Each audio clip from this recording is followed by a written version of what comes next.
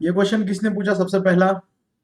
Paper का सबसे पहला क्वेश्चन, मुझे लगता है ये पहला क्वेश्चन सबसे पहले पार्थ ने दिया। आई थिंक पार्थ अभी लेक्चर में नहीं है, लेकिन पार्थ टमाटर तो बाद में लेक्चर देखेगा तो मैं तेरे को बोल दूं, ये बहुत ही इजी क्वेश्चन है रे। अगर दो मासेस है, एक मास है स्मॉल एम और दूसरा मास है कैपिटल एम, और कैपिटल एम ज्यादा है स्मॉल एम से, तो सेंटर ऑफ मास कहाँ पे आएगा? Obviously centre of mass capital M के पास आएगा ना। Centre of mass will be very close to capital M, so right answer is nearer to capital M. First question का आंसर है, ठीक है, पेपर का फर्स्ट क्वेश्चन। अभी आते पेपर के फिफ्थ नंबर के क्वेश्चन पे। देखो फिफ्थ नंबर का क्वेश्चन आई थिंक वैदेही ने पूछा, राइट? वैदेही, ओके। देखो बेटा, ये फिफ्थ नंबर के क्वेश्चन में क्या करना पड़ेगा? In the HCl molecule, the separation between the nuclei of two atoms is 1.27 angstrom. ठीक है, तो ये जो हाइड्रोजन मॉलिक्यूल है और एक क्लोरीन मॉलिक्यूल है, इनमें डिस्टेंस कितना है? 1.27 एंगस्ट्रॉम। एंगस्ट्रॉम समझते हो तुम? 10 टू द पावर -10 मीटर, ठीक है। अब approximate location of the centre of mass of the molecule from hydrogen, hydrogen से सेंटर ऑफ मास का अप्रोक्सीमेट लोकेशन कहां पे आएगा? थोड़ा दूरी आएगा, यहाँ पे आएगा। Let us call this distance as r1। आप यहाँ पे फॉर्मूला यूज कर सकते हो बेटा। लेट अस से इसका मास m1 है, इसका मास m2 है। Can you say r1 equal to m2l upon m1 plus m2? Whether you remember this formula? याद आ रहा है ये फॉर्मूला?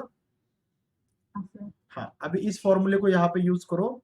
और यहाँ पे उन्होंने एक क्रूशियल इंफॉर्मेशन भी दी है। वो इंफॉर्मेशन क्या है कि हाइड्रोजन एटम जो है, क्लोरीन एटम जो है, वो हाइड्रोजन एटम से 35.5 टाइम्स मैसिव है। मतलब हाइड्रोजन एटम का मास अगर तुमने m ले लिया, तो क्लोरीन एटम का मास है 35.5 m। हाइड्रोजन एटम से 35.5 टाइम्स है क्लोरीन एटम का मास। इसमें वैल्यू पुट करो। r1 is equal to m2 कितना है? 35.5 m l divide by 35.5 m plus m, ये आ जाएगा 35.5 m। l कितना है? l की वैल्यू है 1.27 एंगस्ट्रॉम डिवाइड बाय 35.5 प्लस 1 कितना होता है? 36.5 ना। m और m कैंसिल हो जाएगा, तो ये कैलकुलेशन करना पड़ेगा। 355 अपॉन 365 इंटू 1.27। अब मैं पूरा कैलकुलेशन नहीं जा रहा, लेकिन मुझे इतना जरूर दिखाई दे रहा है कि ये 1, हाँ ना वो, लेकिन एंगस्ट्रॉम एंगस्ट्रॉम ही रख रहा हूं मैं उसको, एंगस्ट्रॉम ही रख रहा हूं। तो 1.27 का ज्यादा दूर नहीं आएगा, वो 1.27 के बहुत ही करीब करीब आएगा। 1.2 के ऊपर ही आएगा, 1.22 या 1.23 समथिंग लाइक दैट। इसके आसपास ही आना चाहिए। ये 355 बाय 365, ज्यादा डिफरेंस नहीं आता ना। ऑप्शन के हिसाब से तो मुझे सी करेक्ट लग रहा है। Okay, got it. ये हुआ क्वेश्चन नंबर 5। उसके बाद आ जाओ क्वेश्चन नंबर 10 पे। ओके, क्वेश्चन नंबर 10 जो है, consider system of two particles having masses m1 and m2। ठीक है, having masses m1 and m2 ले लिया भाई system of particle. m1 is pushed towards the center of mass by distance d. By what distance would the particle m2 move so as to keep the center of mass at original position? I think ये मैं lecture में बता चुका हूँ, I guess मैंने ये lecture में बताया है। सर सबको म्यूट करो ना एक बार।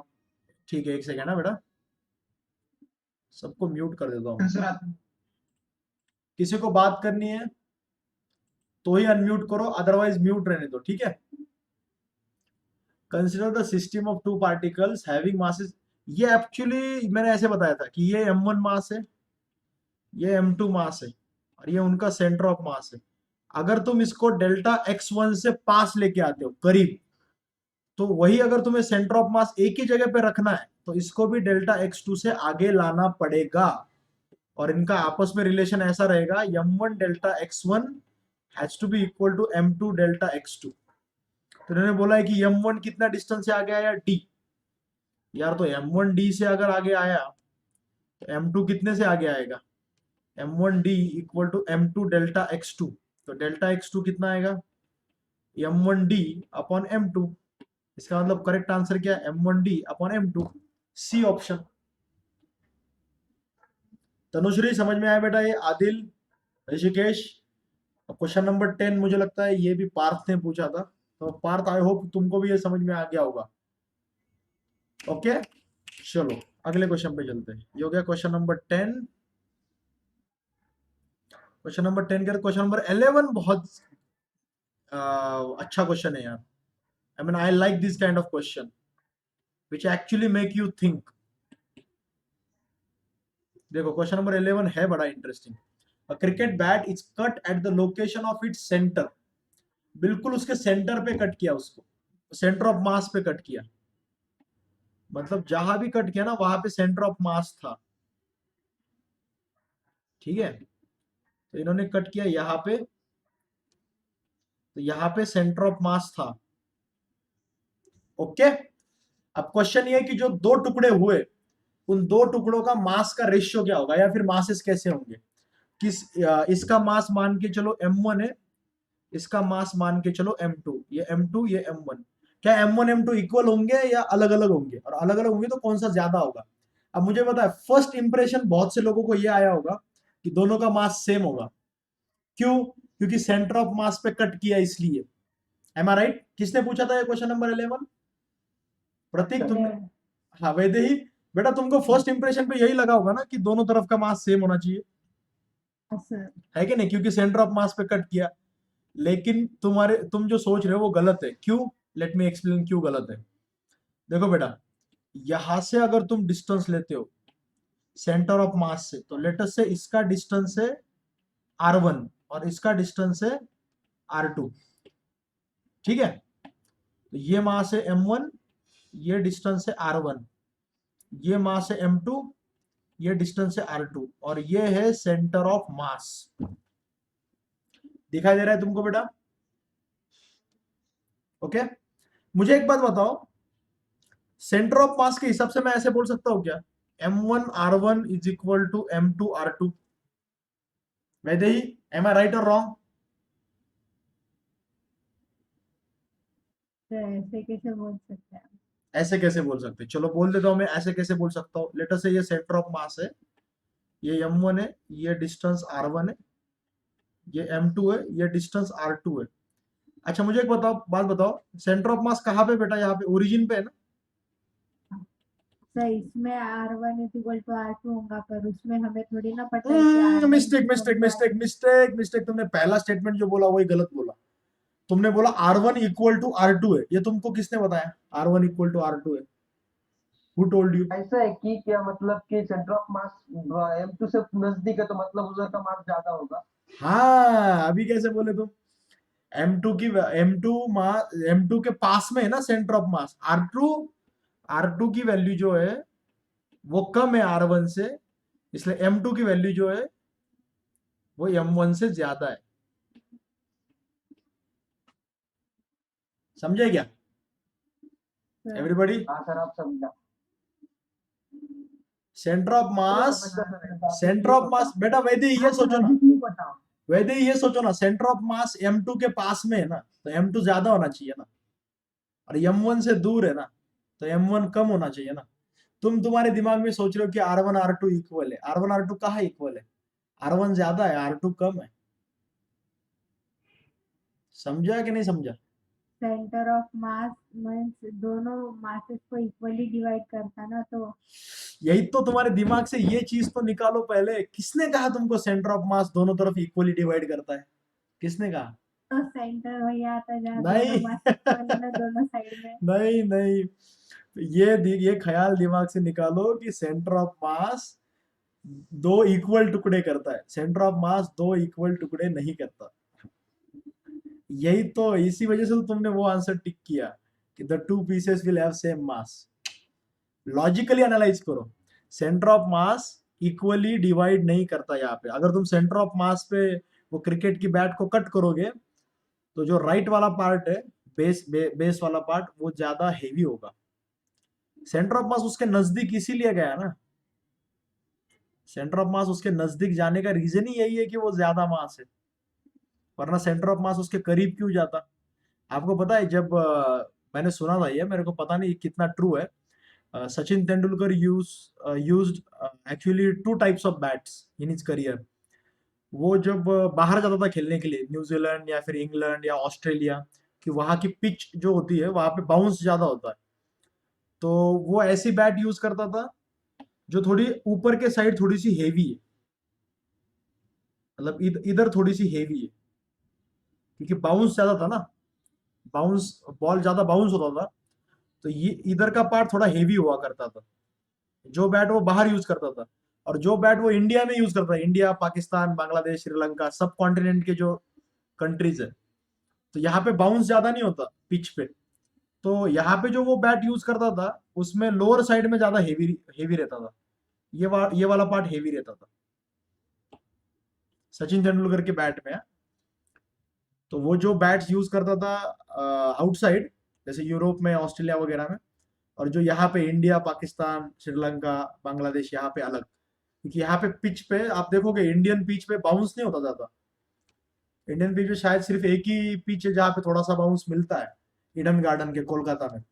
बाकी पिचेस पे तुम देखोगे ज्यादा बाउंस नहीं है, स्पिन ज्यादा होती है बॉल, मतलब लो लो लेवल पे रहता है बॉल।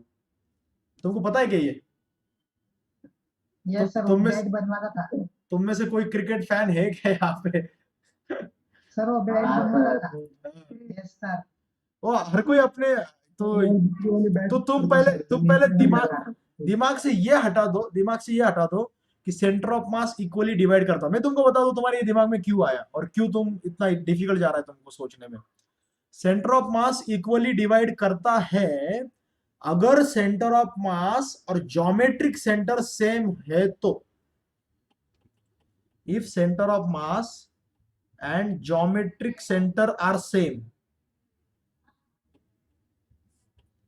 सेम, अगर ऐसा हुआ तो फिर वो इक्वली डिवाइड करता है। मतलब क्या, एक रॉड ले लिया, यूनिफॉर्म रॉड ले लिया, यूनिफॉर्म रॉड का ज्योमेट्रिक सेंटर क्या आएगा मुझे बताओ? Can anybody tell me what is the geometric centre? Geometry का सेंटर आएगा मिड पॉइंट, ये ज्योमेट्रिक सेंटर है, ज्योमेट्रिक सेंटर। और इसका सेंटर ऑफ मास कहां पे आएगा? ये डिपेंड करेगा मास पे, सेंटर ऑफ मास डिपेंड करेगा मास पे। अगर राइट वाला मास ज्यादा है तो सेंटर ऑफ मास इधर आएगा, लेफ्ट वाला मास ज्यादा है तो सेंटर ऑफ मास इधर आ जाएगा।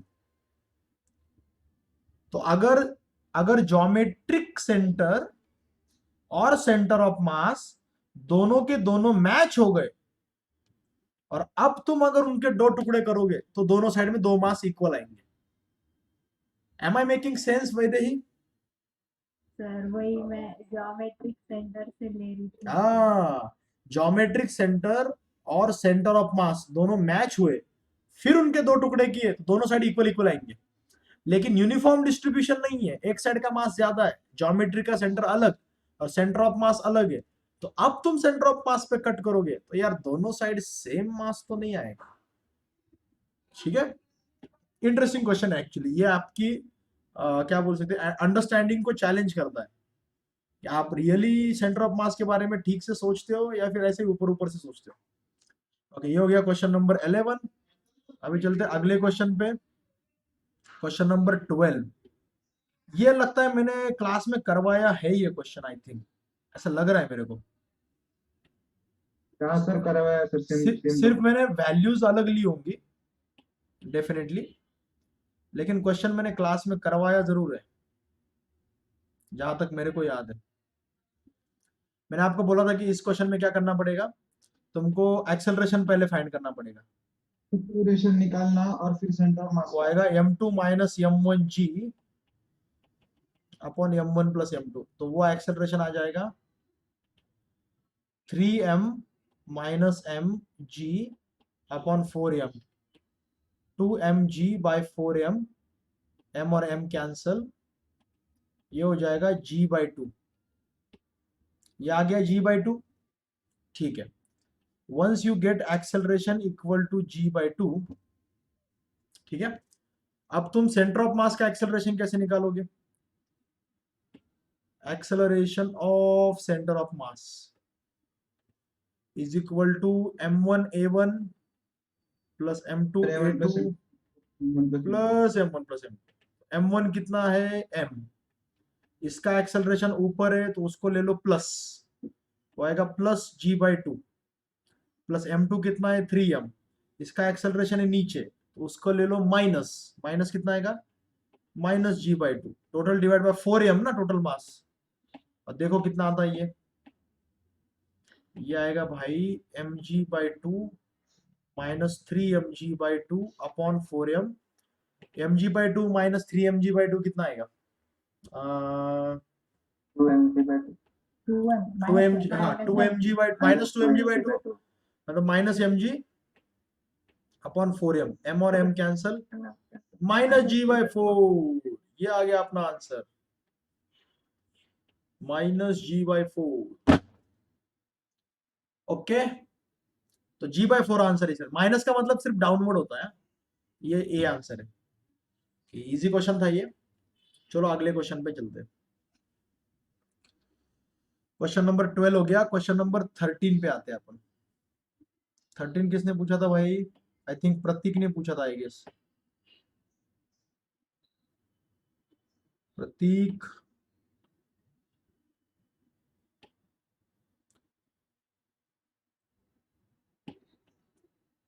ओके, देखो भाई क्या दिया है question. A small disc of radius 2 centimeter is cut from the disc of radius 6 centimeter. If the distance between their centers is 3.2, what is the shift in the center of mass of the disc? मतलब तुमने एक बड़ी disc ले ली जो थी 6 centimetre radius की, ठीक है, फिर तुमने इसमें से एक छोटी डिस्क कट कर दी जिसकी रेडियस है 2 सेंटीमीटर। अच्छा, इसका मास अगर कैपिटल एम है तो जिसको तुमने कट किया उसका मास कितना आएगा बच्चों? इसका मास कितना आएगा बता सकते हो क्या? Who can tell me?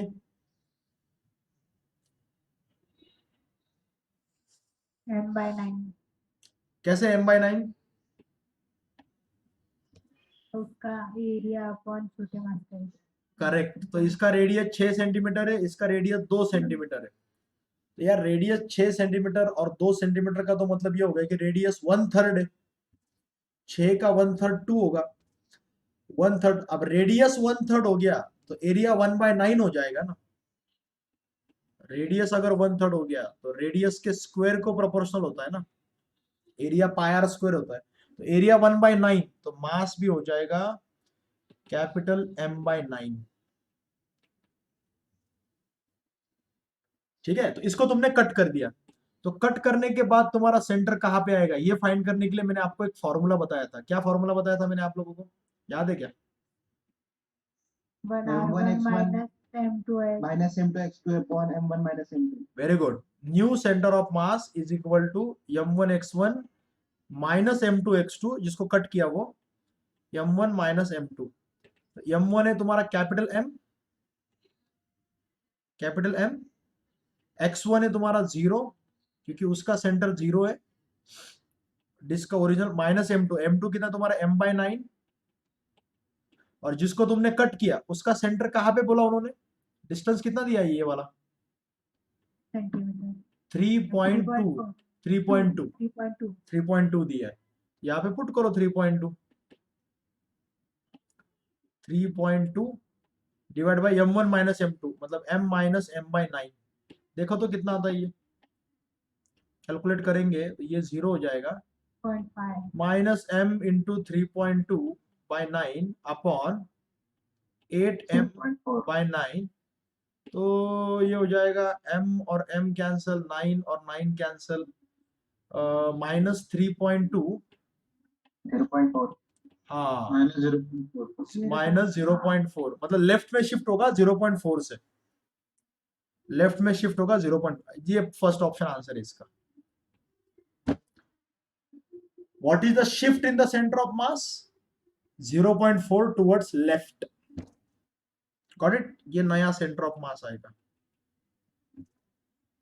चलो अगले क्वेश्चन पे चले. अगला क्वेश्चन है क्वेश्चन नंबर 20. क्या अगला डायरेक्ट? नहीं यार, बीच में है ना कुछ क्वेश्चंस. वाला 15 अरे 13 नंबर का, हाँ 15 नंबर का क्वेश्चन है ये. 15 नंबर क्वेश्चन ये भी मुझे लगता है कि मैंने क्लास में करवाया था, लेकिन मैंने क्लास में वैल्यूज लेके करवाया था. मतलब जनरल ए बी सी ऐसे लेके करवाया था.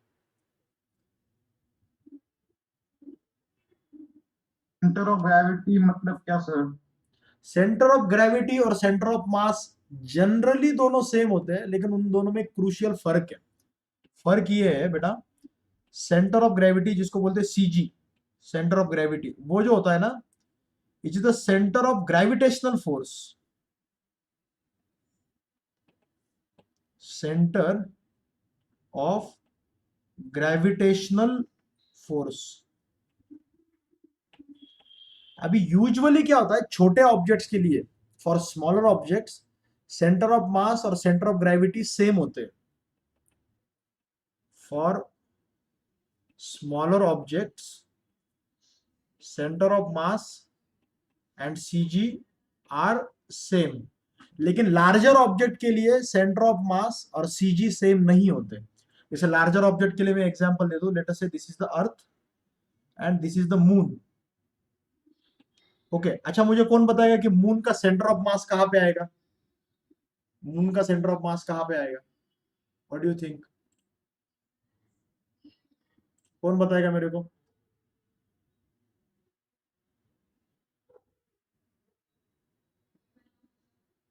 अरे बताओ भाई, कैमरे में दिक्कत आ गई, लगता है बैटरी खत्म हो गई क्या इसकी? अर्थ के पास आएगा सर.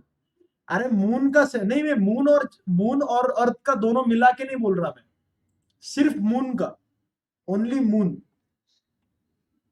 सेंटर में आएंगे. उसके सेंटर पे आएगा ना, उसके सेंटर में आएगा ना, यही उसका सेंटर ऑफ मास होगा, यही उसका सेंटर ऑफ मास होगा. बात मानते हो? लेकिन अगर तुम ग्रेविटी का सेंटर निकालने गए, तो ग्रेविटी का सेंटर निकालने गए तो तुमको एक चीज रियलाइज होगी कि क्योंकि मून इज वेरी लार्ज ना, तो मून का जो ये वाला हाफ है, इधर वाला हाफ पार्ट, इस पे ग्रेविटी का फोर्स ज्यादा है. और जो दूसरा वाला हाफ पार्ट है, दूसरा वाला हाफ पार्ट, ये दूसरा, इस पे ग्रेविटी का फोर्स कम है. तो अगर तुम ग्रेविटी का सेंटर फाइंड करने चले गए, तो ग्रेविटी का सेंटर, मुझे लगता है कि ग्रेविटी का सेंटर ये जो ग्रीन कलर का पार्ट जो मैंने दिखाया था ना अभी, उस तरफ आएगा थोड़ा सा. ग्रेविटी का सेंटर इधर आएगा, सेंटर ऑफ ग्रेविटी. क्योंकि ग्रेविटी का फोर्स तो थोड़ा सा इस साइड में ज्यादा लगेगा ना, थोड़ा नजदीक में ज्यादा लगेगा. एग्री करते हो क्या तुम?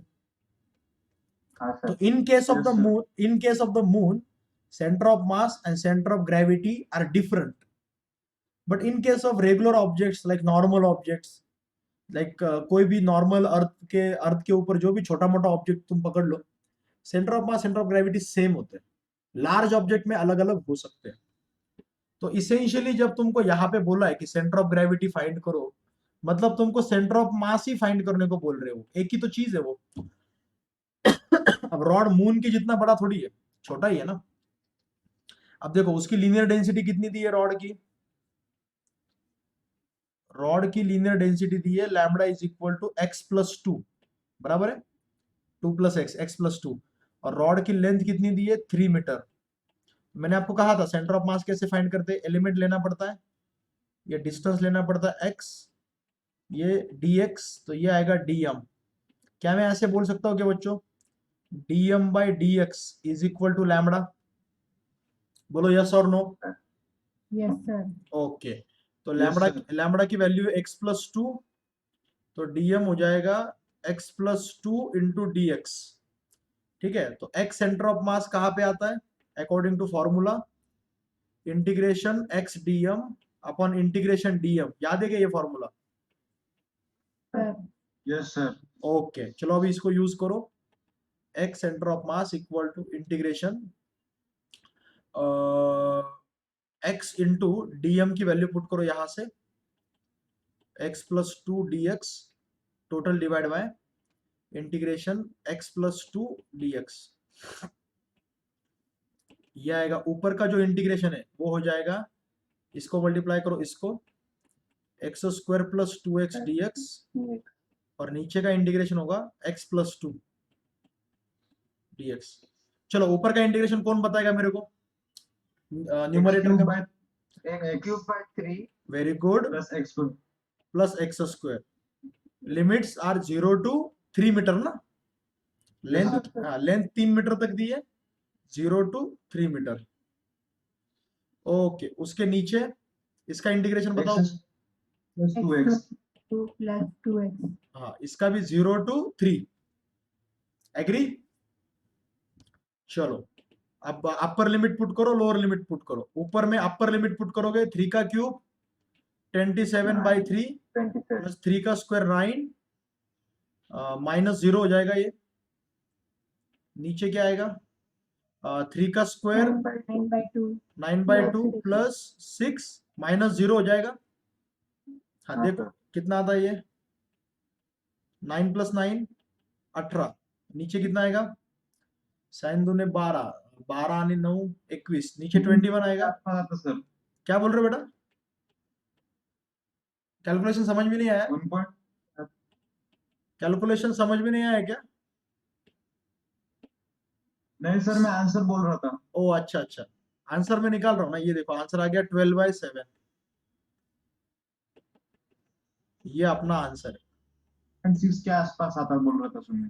अच्छा 12/7, 12/7 बोले तो फिर ये बी ऑप्शन, 12/7।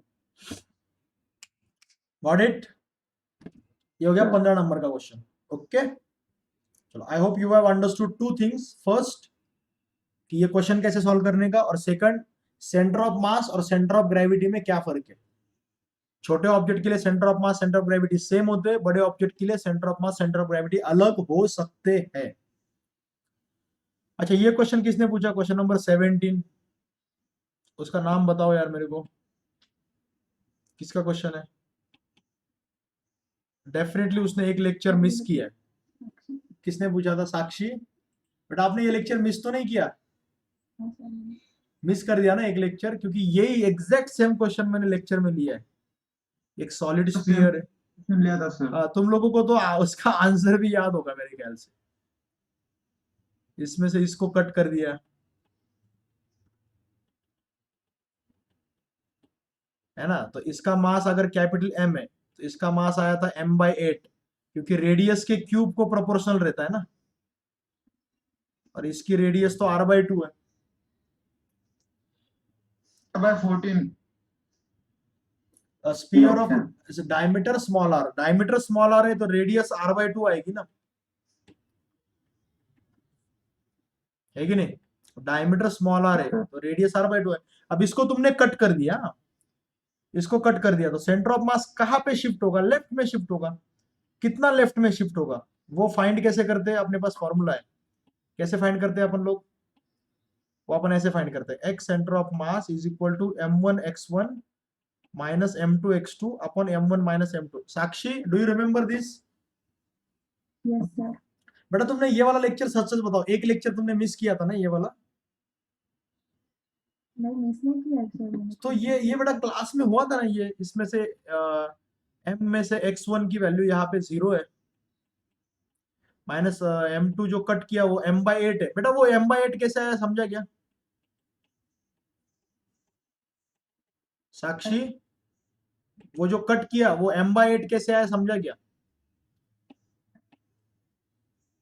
क्योंकि इसकी रेडियस r/2 है ना, और वॉल्यूम रेडियस के क्यूब को प्रोपोर्शनल होता है, तो r/2 का क्यूब हो जाएगा r³/8, तो वो 1/8 है ना, वो उसका वॉल्यूम कितना है, टोटल वॉल्यूम के 1/8 है।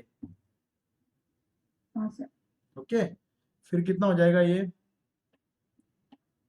ये आ जाएगा -m/8 into r/2 upon 7m/8। तो इसमें m कैंसिल, 8 कैंसिल, ये आ जाएगा अल्टीमेटली, देख लो कितना था अल्टीमेटली, -r/7 इंटू 2 14, मतलब r/14 से शिफ्ट हो गया ना। Correct answer is r/14। Okay, चलो अगले क्वेश्चन पे द चलते हैं। मैक्स डिस्टेंस फ्रॉम ओरिजिन मतलब उन्होंने क्या दिया है? उन्होंने कहा है कि ओरिजिन से ज्यादा दूर शिफ्ट होना चाहिए। अब मुझे बताओ, ओरिजिन से ज्यादा शिफ्ट होने के लिए तुमको ज्यादा से ज्यादा दूर तक मास कट करना चाहिए ना। तुम यहाँ पे कट करोगे क्या? अगर यहाँ पे कट करोगे तो ज्यादा शिफ्ट होगा क्या? ज्यादा शिफ्ट कब होता है? जब तुम थोड़ा इधर से कट करोगे तब ना। तुमने अगर इधर से कट किया तो कितना शिफ्ट होगा? सेंटर से कट किया तो Design. कुछ भी शिफ्ट नहीं होगा। सेंटर जहां पे वहीं पे रहेगा। एम आई मेकिंग सेंस और नॉट? Yes, sir. अगर तुम जो पार्ट कट कर रहे हो, तुम इसमें से कट कर रहे हो ना, तो जो भी तुम कट कर रहे हो भाई, तो कट ऐसे करना है कि सेंटर ऑफ मास ज्यादा से ज्यादा शिफ्ट होना चाहिए। यार सेंटर ऑफ मास अगर तुम चाहते हो कि ज्यादा से ज्यादा शिफ्ट हो, तो तुम यार कट ऐसे करो, यहां से कट करो। तुम अगर यहां से कट करोगे तो सेंटर ऑफ मास शिफ्ट ही नहीं होगा, सेंटर पे रह जाएगा। Sakshi, am I making sense Vaidehi? Yes sir. अगर तुम बिल्कुल कॉर्नर से कट करोगे, बिल्कुल एकदम एज से, एंड से कट करोगे, तो ही ज्यादा से ज्यादा सेंटर शिफ्ट होगा। और ज्यादा ज्यादा कितना शिफ्ट हो सकता है वो? R/14 तक ही शिफ्ट हो सकता है। ओके, ये उसका मतलब है। चलो अभी अगले क्वेश्चन पे चलते हैं। Question number 18। क्वेश्चन नंबर 18 किसने दिया था?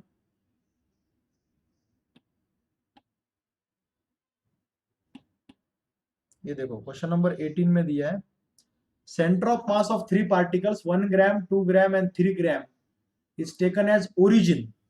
अब मुझे बताओ 1 ग्राम 2 ग्राम एंड 3 ग्राम का टोटल एडिशन कितना होता है? 6 ग्राम। और इसका सेंटर ऑफ मास कहाँ पे है? ओरिजिन। ओरिजिन पे है ना, 0,0,0 पे है ना। तो मैं 1 ग्राम 2 ग्राम 3 ग्राम को अलग अलग क्यों ट्रीट करूं? मैं 1 ग्राम 3 ग्राम 2 ग्राम को सबको मिला के एक ही सिंगल ट्रीट करता हूं, 6 ग्राम। सेंटर है 0,0,0 पे। अभी नेक्स्ट क्या दिया है? नेक्स्ट देखो, what is the position vector of a fourth particle 4 kg such that center of mass of the 4 particle lies at point 1 2 3। तो टोटल सेंटर ऑफ मास किधर आना चाहिए? टोटल सेंटर ऑफ मास आना चाहिए चारों चारों पार्टिकल का मिला के 1 2 3 पे आना चाहिए। यार 1 2 3 पे तो तभी आएगा जब एक सेंटर ऑफ मास होगा m1x1 plus m2x2 upon m1 plus m2। ये 1 होना चाहिए ना। इसको पुट करो 1। m1 कितना है? 6 ग्राम। x1 कितना है उसका? 0। प्लस m2 कितना ग्राम ले रहे हो तुम? भाई तुम m2 ले रहे हो 4 किलोग्राम। 4 किलो नहीं यार, मुझे लगता है 4 ग्राम ही होगा वो, क्योंकि ये भी ग्राम ग्राम में है ना। ग्राम में है, तो मुझे लगता है ये प्रिंटिंग मिस्टेक, यहाँ पे भी ग्राम ही होना चाहिए, 4 ग्राम ही होना चाहिए। तो वो तुम 4 ग्राम ले रहे हो। और उसका x2 कितना है? उसका x2 किधर है भाई? आई 1 पे। हाँ 1 पे, सॉरी हाँ सॉरी। सर। नहीं नहीं, उसका x2 फाइंड करना है अपने को। 4 ग्राम को कहाँ पे रखना है ये फाइंड करना है। तो ये तो x2, ए पे आएगा फिर। हाँ बोलता हूँ मैं, रुको। वो फाइंड करना है, वो फाइंड करना है अपने को। m1 प्लस m2 कितना हो जाएगा? 10। अब फाइंड करो x2 को। ये 0, 10 को इधर भेजो, 4x2, x2 equal to 10/4, 5/2, 2.5। Similarly यही वाला फॉर्मूला y में भी लगाओ। y centre of mass equal to m1y1 plus m2y2 m1 plus m2। Basically हमें ऐसा लोकेशन फाइंड करना है जहां पे 4 ग्राम को रखेंगे तो जो दिया हुआ सेंटर ऑफ मास है वो आएगा। डायरेक्टली एक्स से ही आ जाता ना। A alpha I cap is equal to 2.5 आया। You are right, you are right.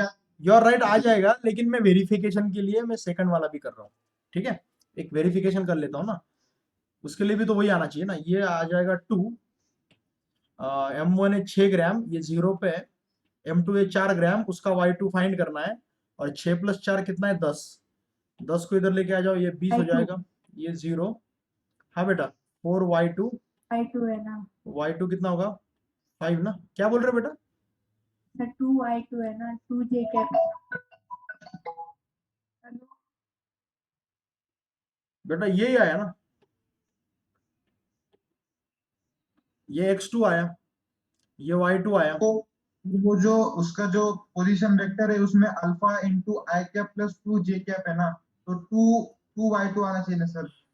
सही 2 बात, अल्फा बोल रहे हैं हम। हाँ सही बात, तो मैं वही बोल रहा हूँ ना, तो इसका मतलब ये अल्फा, ये जो है ये अल्फा इंटू 1, आप वही अल्फा इंटू 1 है, इसका मतलब ये जो है ये 2.5, 2.5 है अल्फा इंटू 1, तो अल्फा आएगा 2.5, या फिर तुम y वाला ले लो, y वाला कितना है अल्फा इंटू 2, मतलब ये 2 अल्फा है, 5 इक्वल टू 2 अल्फा, मतलब अल्फा इक्वल टू 2.5 है ना, मतलब इससे भी वही आ रहा है, उससे भी वही आ रहा है, अल्फा इक्वल टू 2.5, समझे क्या? Yes sir. ओके, तो ये 2.5 इसका आंसर है, मतलब 5/2। ओके, चलो अगले क्वेश्चन पे, जो कि 18 नंबर का भाई वो क्वेश्चन। केजी को कन्वर्ट करने में ही गया, मुझे लगा वो केजी में किया है इसलिए। तू सोच रहा है ये सारे 6 ग्राम और वो केजी का मेल लगता है क्या कहीं पे? वो ग्राम मैटर भी करेगा क्या 4 केजी के सामने? 4 केजी मतलब 4000 ग्राम, 4000 ग्राम किधर है, 6 ग्राम किधर है? वो आएगा ही नहीं आंसर उससे, तो तू 4 केजी कंसिडर करेगा, आंसर ही नहीं आएगा। वो तो मतलब दिख रहा था कि ऑब्वियस सी प्रिंट मिस्टेक है। ये तो मुझे लगता है ये वाला क्वेश्चन आसान है, 20 नंबर का। सर ये सिंपल है सर। 1 केजी 3 केजी के पोजीशन वेक्टर दिए और सेंटर ऑफ मास का पोजीशन वेक्टर निकालने का है। वो तो आ जाएगा m1 r1 vector, m2 r2 vector upon m1 plus m2, m1 into r1 vector कितना है यहाँ पे, ये वाला पुट करो उसको, i plus 2j plus k, और m2 कितना है 3 केजी। क्या बोल रहे हो, आंसर नहीं है? आंसर ए आता। अच्छा आंसर ए आता है, अच्छा अच्छा, और ये 1 प्लस 3 केजी आ जाएगा, ये 1 केजी दिया है। सॉल्व करो बस इसको, नीचे 4 आ जाएगा, 1 3 इंटू 3 माइनस 3 3 9 -9, -9 प्लस 1 -8 आए, 3 2 6, -6 plus 2 -4j, and 1k and plus 3k plus 4k, तो जगह -2 आए -j प्लस k, ये आएगा सेंटर ऑफ मास, -2 आए -j plus k, first option correct, first option. Okay, चलो अगले क्वेश्चन पे चलते हैं। अगला क्वेश्चन है 20 के बाद 23, आई थिंक 23 को किया था यार अपन ने क्लास में, सिर्फ मैंने वो डायरेक्ट फॉर्मूला। मैंने मीटर स्केल यूज किया था, आई थिंक मैंने वैल्यूज देके किया था, और तुमको यहाँ पे वैल्यूज नहीं दी है, तुमको यहाँ पे दिया है, करना है सर उसमें।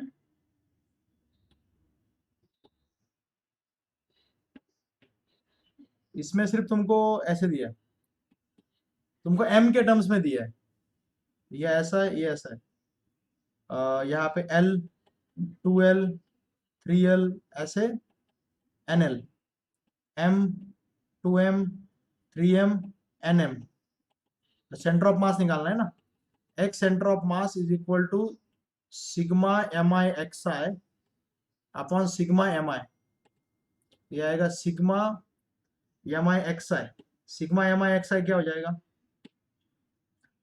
m1 इंटू x1, तो m into l plus 2m into 2l plus 3m into 3l, ऐसे करते करते nm into nl, total divide by m plus 2m plus 3m up to nm,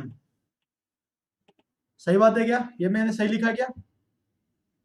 हाँ सर। इसमें से ml ml ml ml common ले लो, ml common लोगे तो ऊपर ब्रैकेट में बचेगा 1 प्लस 2 का स्क्वायर, 1 का स्क्वायर प्लस 2 का स्क्वायर प्लस 3 का स्क्वायर अप टू n का स्क्वायर आएगा।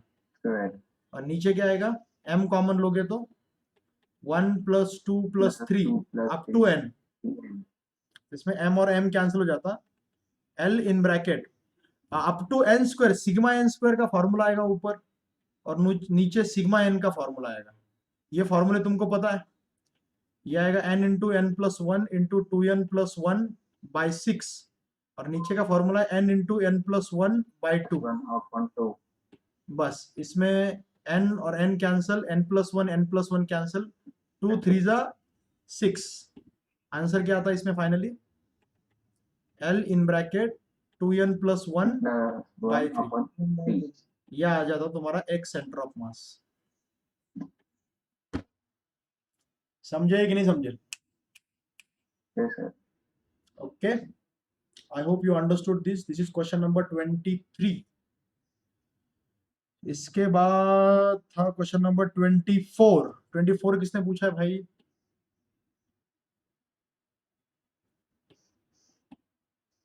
ओ तेरी, 25 ही था क्या?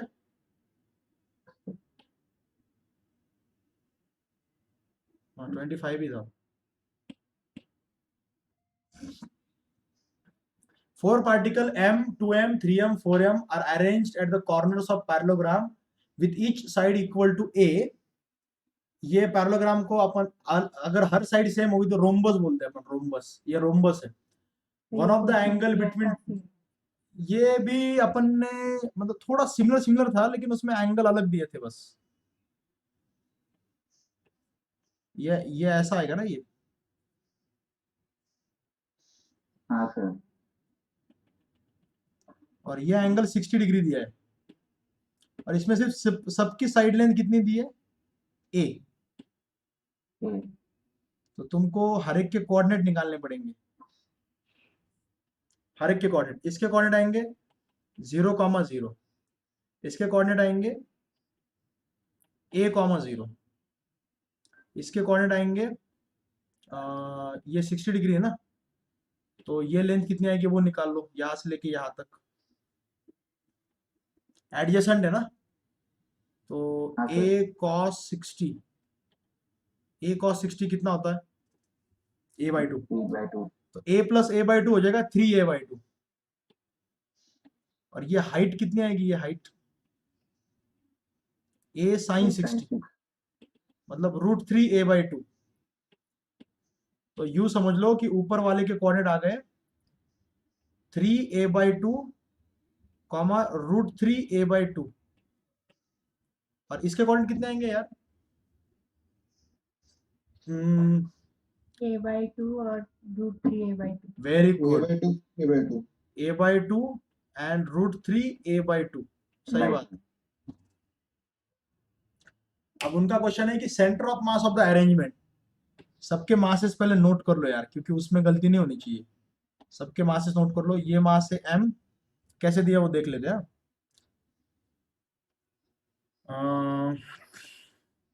मास m at the origin and mass 4m on the x axis. अच्छा ये m है, ये 2m है, ये 3m है और ये 4m है।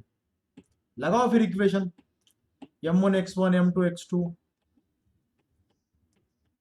m1 x1 m2 x2 m3 x3 m4 x4 m2 plus m3 plus m4।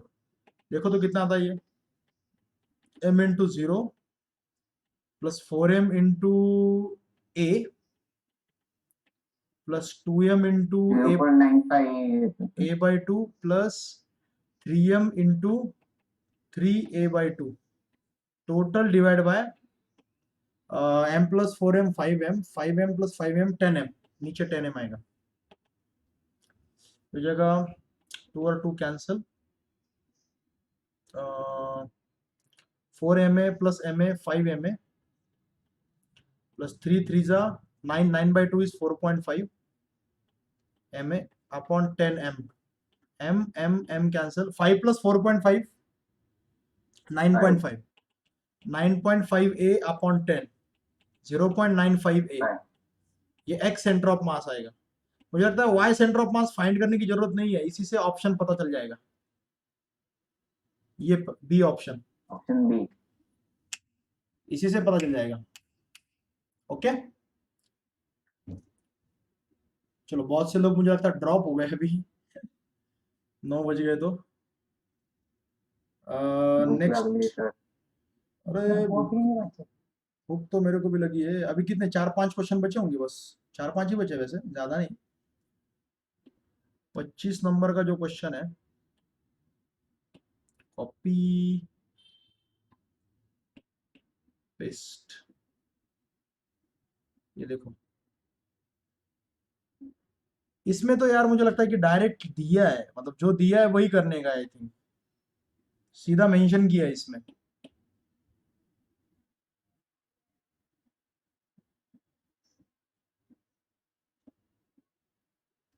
इसमें देखो क्या बोला है, figure shows position and velocities of two particles moving under mutual gravitational attraction, position of centre of mass after 1 second.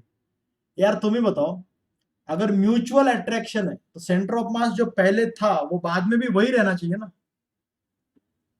हाँ sir. Starting में जो centre of मास होगा वही बाद में होगा, m1x1 plus m2x2 upon m1 plus m2, बस वो निकाल लो बस तुम।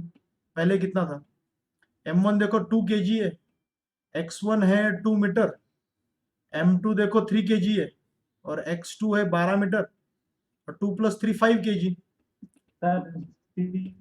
Minus angle. अरे माइनस कैसे रे टमाटर, ठीक से देखना, ये आता है सेंटर ऑफ मास, 8 मीटर पे आता सेंटर ऑफ मास, मतलब C option, C should be the right answer. Option D related. Correct दिया है। क्या क्या आंसर दिया है? नहीं सर, आफ्टर 1 सेकेंड पूछा है ना, तो हाँ सर। 2 प्लस 8 10 हो जाएगा, और यहाँ पे 12 माइनस 2 10 मीटर, तो 10 मीटर पे आएगा सेंटर ऑफ मास। मुझे लगता है वेलोसिटी ऑफ सेंटर ऑफ मास भी फाइंड करनी पड़ेगी यहाँ पे, सेंटर ऑफ मास स्टेशनरी नहीं है एक जगह पे। सर वहाँ पे 1 सेकेंड के बाद दिया है, तो 1 सेकेंड के बाद 8 मीटर आगे जाएगा, तो 8 प्लस 2 10 मीटर, और यहाँ से 12 माइनस 2 10 मीटर, तो 10 ओ मीटर पे आएगा। ओ अच्छा अच्छा अच्छा अच्छा अच्छा अच्छा, यस सर। तुमने वेलोसिटी भी कंसिडर की और वो करनी पड़ेगी यहाँ पे। ये इनिशियल सेंटर ऑफ मास है, तुम अगर वेलोसिटी कैलकुलेट करोगे तो आएगा 2 into 8 metre per second plus 3 into 2 metre per second, 3 plus 2 is 5, 16 plus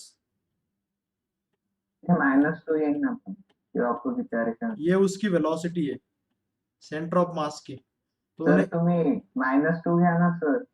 किस, ओहो हो, सॉरी सॉरी सॉरी सॉरी, ये -2 आना चाहिए ना, वेलोसिटी -2 आनी चाहिए, क्योंकि लेफ्ट में जा रहा ना वो, सही बात है, तो -6 करना पड़ेगा यहाँ पे, तो 10/5 हो जाएगा ना, ये 10/5 इज 2।